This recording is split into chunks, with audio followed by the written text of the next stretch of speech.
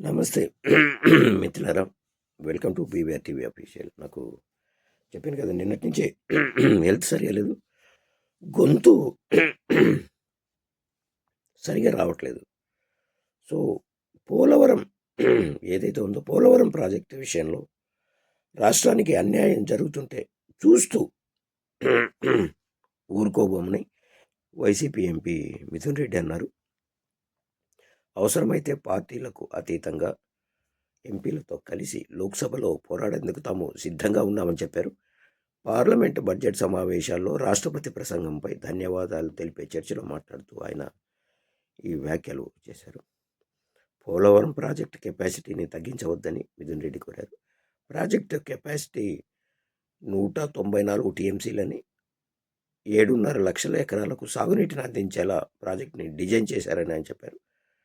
Project ఎత్తును తగ్గిస్తూ బడ్జెట్లో ప్రతిపాదనలు పెట్టారని, దీనివల్ల ప్రాజెక్టు కెపాసిటీ 194 టీఎంసీల నుంచి 115 టీఎంసీలకు పడిపోయిందని చెప్పారు. కేవలం 320 లక్షల ఎకరాలకు మాత్రమే నీరు అందుతుందని తెలిపారు. దీనివల్ల రాష్ట్రానికి తీవ్ర అన్యాయం జరుగుతుందని చెప్పారు. ఈ అన్యాయాన్ని ఎదిరించేందుకు టీడీపీ ఎంపీలతో కలిసి పనిచేసేందుకు కూడా సిద్ధమే అన్నారు.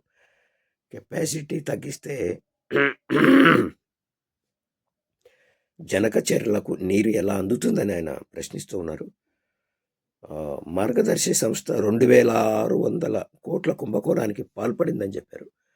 మార్గదర్శి కుంభకోణంపై దర్యాప్తు చేయాలని కోరారు. విశాఖ స్టీల్ ప్లాంట్ను ప్రైవేటీకరణ చేయొద్దని అన్నారు. డ్రగ్స్ నిర్మూలనకు కేంద్ర ప్రభుత్వం కఠిన చర్యలు తీసుకోవాలని చెప్పారు.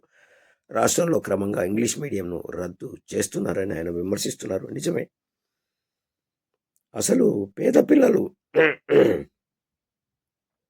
ఇంగ్లీష్ మీడియం చదివితే మీకేంటి నష్టం? ఒకసారి ఆలోచించండి. కూటమి ప్రభుత్వం చాలా తప్పిది. పేద పిల్లలు బాగుపడద్దా?